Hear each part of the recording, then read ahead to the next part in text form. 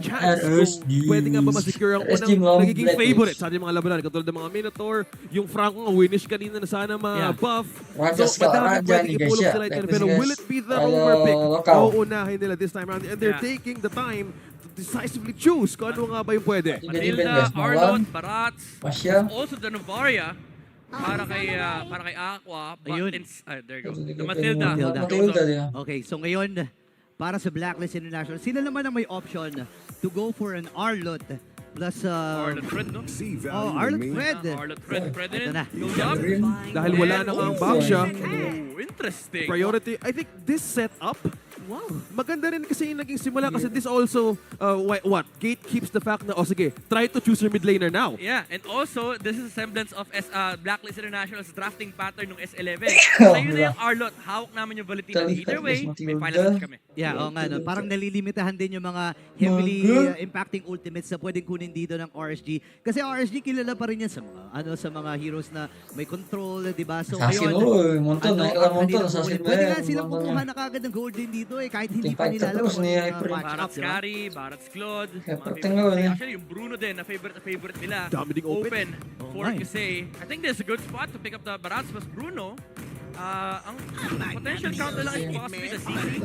And there goes the Barats, pero they Arlot pa rin ang pinili nila. A safer choice, even though makakopya yung final slash.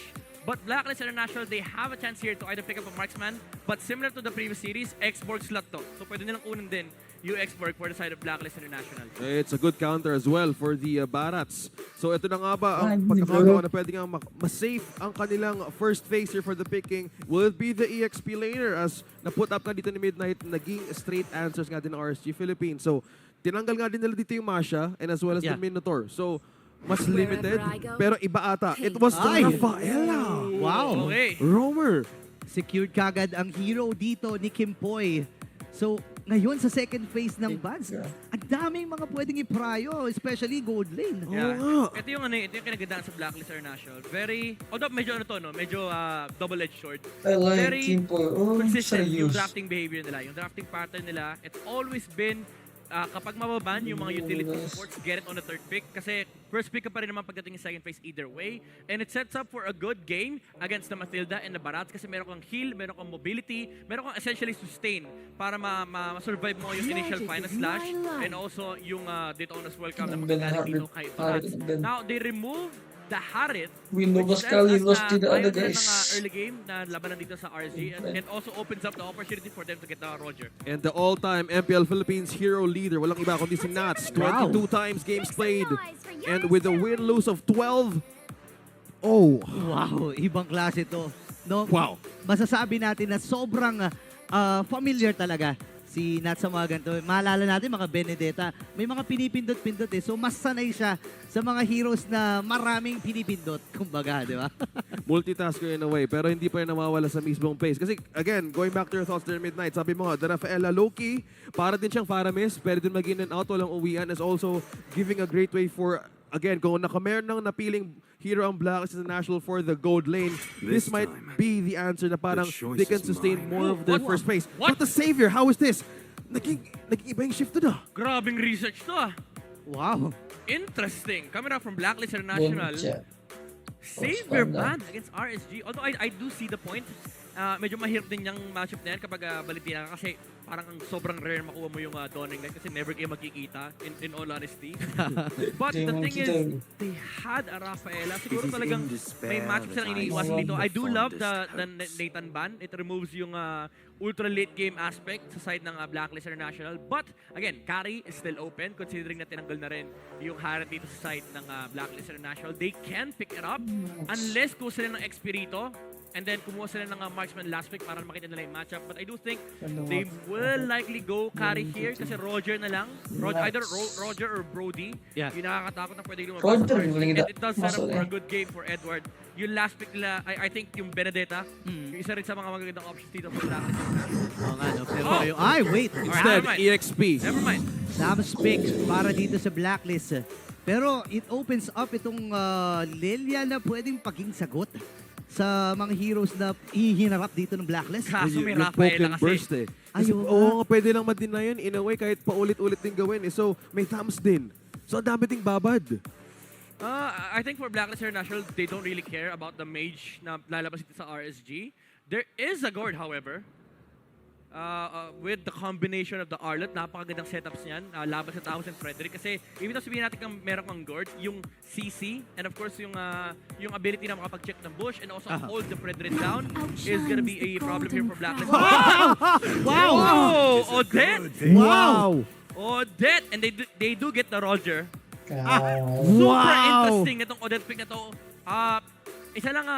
So far, isa pa lang ang pang-cancel guys, nila. masuk guys, Dun detail sa guys. Swansong, which is yung knock-up ng Sakit Frederick. ito guys. Wow, for sure. Yung mga Odette user dyan ngayon sa comment section ay Nagtatype na. nagdiriwang. Main ako, Odette Main, yung mga lahat ng Oo. pwede nyong i-type, start the discussion dahil ito nga may debut pick tayo na nagbumula sa RSG Philippines. So ano sagot Sakit ng ulit, nakapit? guys. Ano mga pag-cancel sa Swansong? Well, sa marksman roll. I think wala. Wala, no? I Brody, think wala. Ay, maganda yung Brody match, however. But it's a problem against Odette. Wala rin Nathan. Iratel, I think, is decent versus for Blacklist. Chivalry is dead. Ay, But, hindi. Clint. Clint. Actually, that's a good choice. First type na gold laner ang kukunin dito ng Blacklist International. Okay. Willing akong sabihin na Ano yan? Thunderbelt first item tong Clint. Thunderbelt. Huwag na tayo maglokohan. Lahat ng marksman ngayon naka-Thunderbelt. Nauso na Ganda, talaga yung ganda. Thunderbelt. Pakunatan. Kasi ang ganda nga naman yung added Blacklist shield. Kasi International, damage, guys. diba? So, I think maganda ito para sa magkabilang gold laner natin. Pero obviously, lamang na lamang in terms of audience prediction ang Blacklist International. Ito mo Ito na nga ang nagiging RST guys. init ng ating RST, laban. mga Blacklist. The road to International. recovery is today. Blacklist. Dito natin masasaksihan ang mismong laban kung paano nga babawi ang code for this one. It's game number 1. How's the drafts looking? So puro flickers, we see a vengeance. Ang napapaisip rin ako paano pa rin maka-cancel yung ultimate ng Odette na to. Yeah. I mean, for RSG, ang laki ng protection nila for the Barats and the Roger. There is that threat coming out from the Matilda and Odette.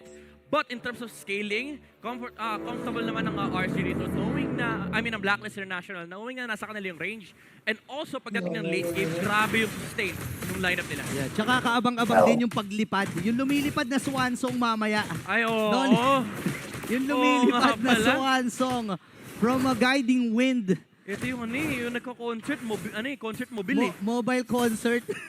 yung kahit saan ka mapunta, merong pa ring sound na maririnig na jam. Oh. Magkakaalaman dahil meron ka tayong nakitang debut pick. Let's see how this goes. Ito yung concert na ng ikaw yung nire-rate ng concert. Roadshow, no? May roadshow. Nagro-roadshow. Nagro-roadshow, man. Si Let yung road manager. Oh. Sabi niya, dito naman tayo sa next stop natin.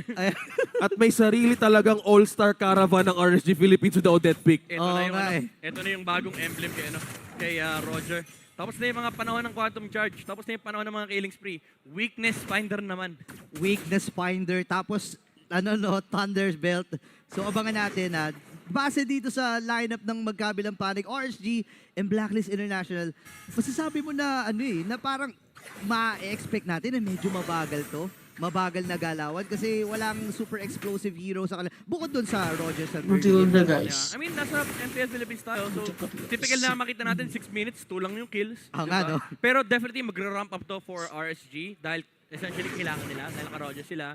And also, there is that impending problem pagdating ng late game ng Blacklist International. Even though they do decent damage on the side of RSG, ang hirap lang din kalaban nung may Rafa ka, tapos may Fredrin, may Tamus, and then may Clint ka pang kailangan problemahin.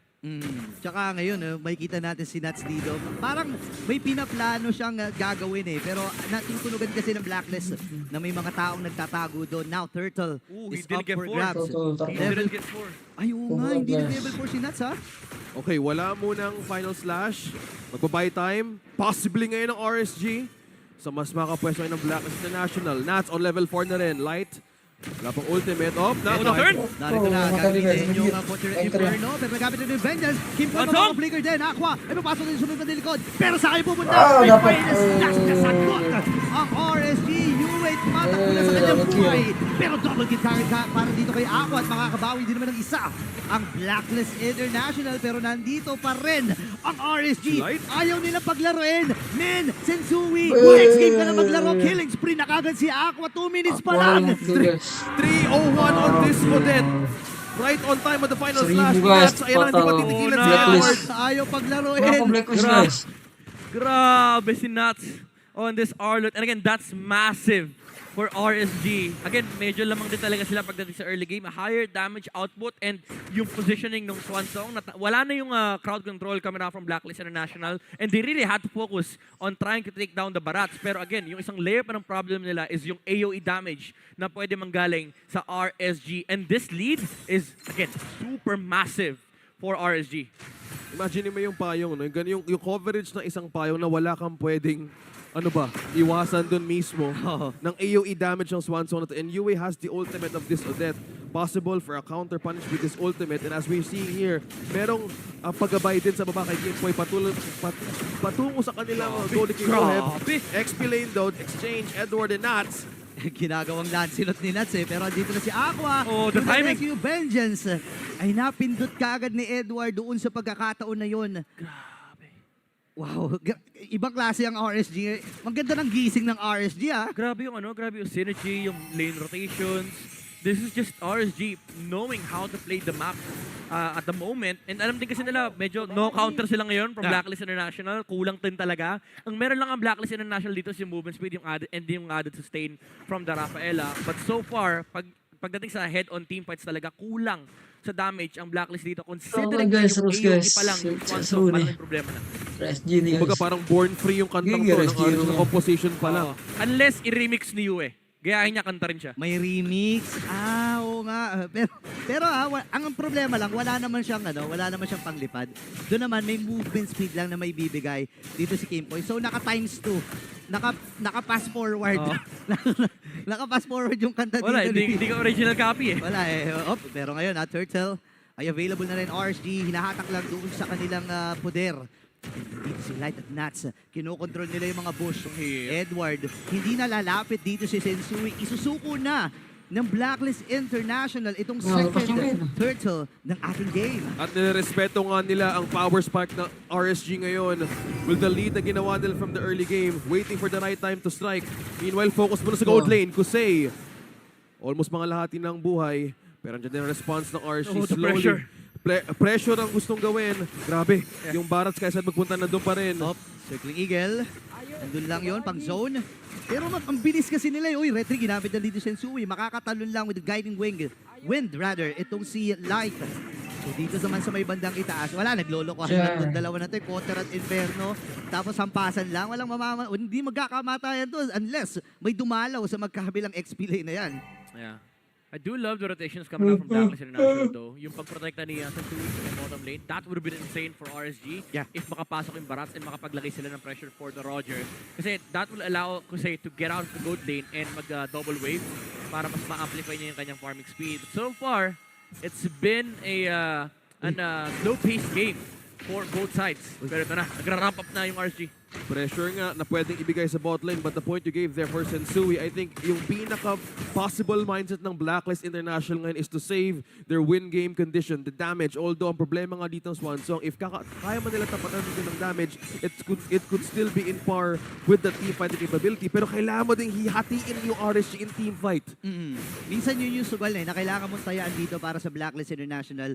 Sino ba yung magiging target nyo? Ang hirap abutin niya ni Aqua pag nakita natin. Pero may flicker pa rin. So, ang dami mong dadaanan para sa RSG kung gusto mong abutin yan. Pwede naman yung frontline, pero hindi pa kasi sapat yung damage na meron sila. Now, Turtle ay pinupuntahan na dito ng RSG. Kainin kagad. Itong si Sensui, Circling Eagle, pasunod at pasugod na nga kagad ng RSG. Apat ng members. Actually, 5 yun. Kaya lang walang pakialam ang RSG. Hatake mo ko, pero andito pa rin ang Raider. Walang namatay doon sa naging setup mula sa Blacklist. What a great timing for that final slash. Napakagandang save. Wow!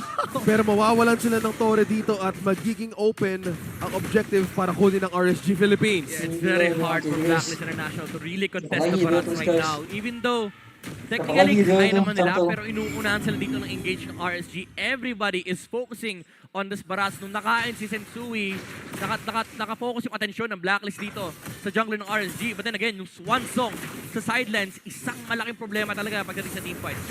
Okay, nandito sila. Sensui, papasok ba? Light ay nakabungad lang dun sa may ibabaw eh. Hinaantay lang yung lumapit ng Blacklist. And knowing Blacklist, hindi sila basta hahabol sa kung saan medyo lugi silang magiging teamfight. Pinipili na rin nila. Tinan mo, Look at this pressure from Demon Kite. Wala na siyang paki sa jungle niya. siya ang pinakamatapang na Barats na nakikita ko eh. Sabi niya, hindi ko kailangan mag-farm. Ikaw mag-farm kasi. Wow. Ikaw na lahat. The frontline threat na pwedeng kunin talaga ni Barats from this game, leading it with a 4.1k RSG completing most of their task heading to the mid-game. Ang dami nilang nabibigay na problema for Blacklist International to answer. Damage. How's the damage in check now na pwedeng iganti nila? Is this the time to strike? I mean, technically, again, kaya naman nilang copy yung Swan Song, but they really have to deal with this Barats first. And again, super impressive nung pressure na nilalagay ni Demon Kite dito sa mapa. Currently, alam niya yung listahan ng kanyang priorities. Kumbaga, pag nag-grocery kayo, number 1, ang hinaharap dito ni Barats, hindi mag-farm.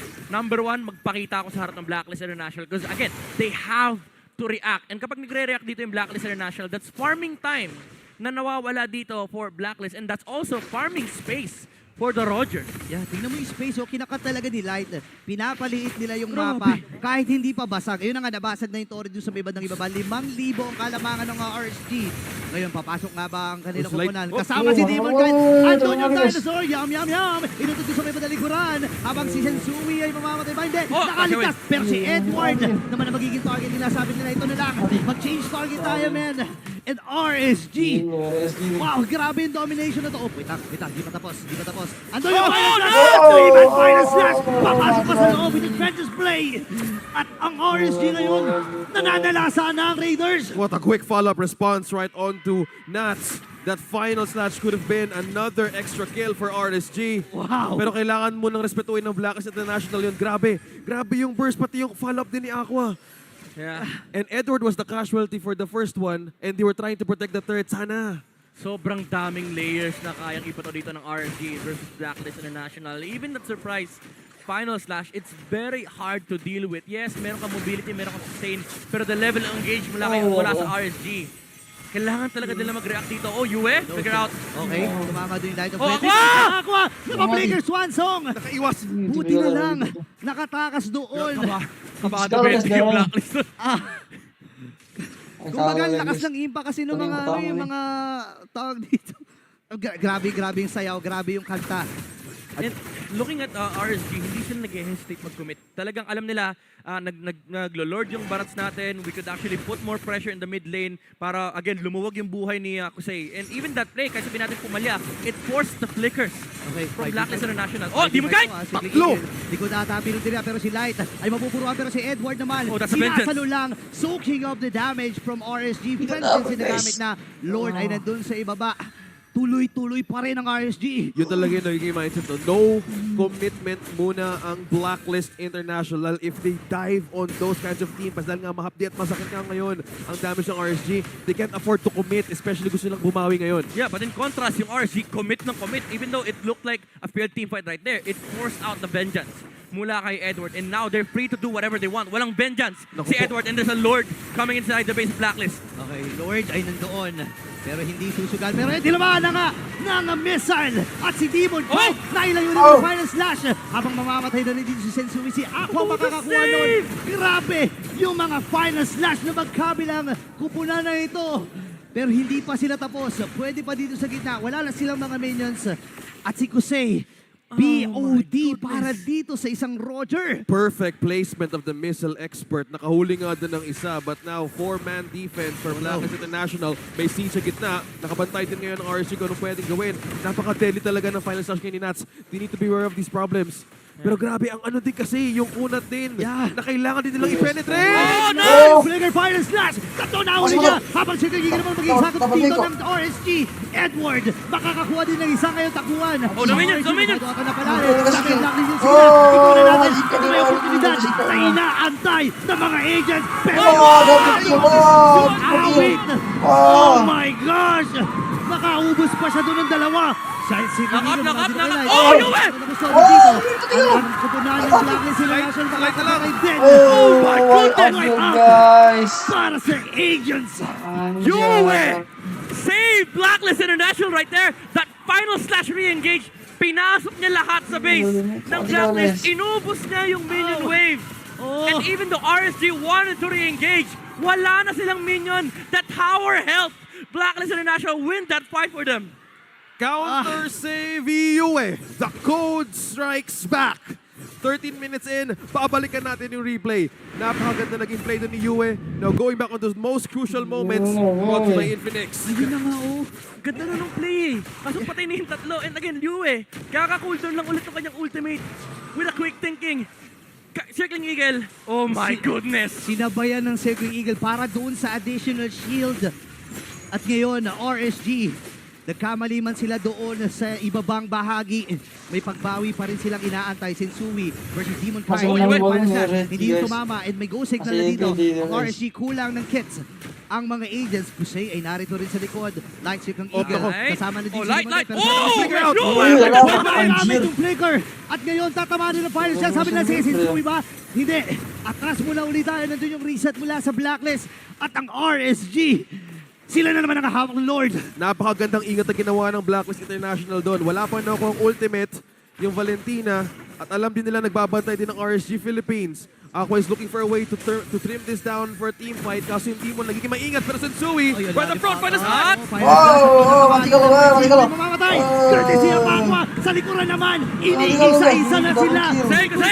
Kusay is away! Sensui! Umakas na rin! Edward versus 4! At ang RSG! Nakuha nila yung team fight na yun! Kasama pa ang Lord!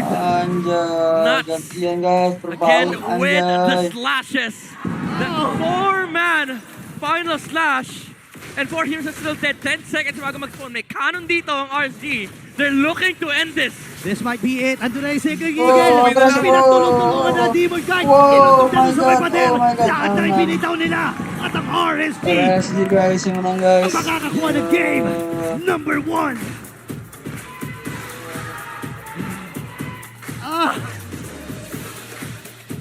Grabe.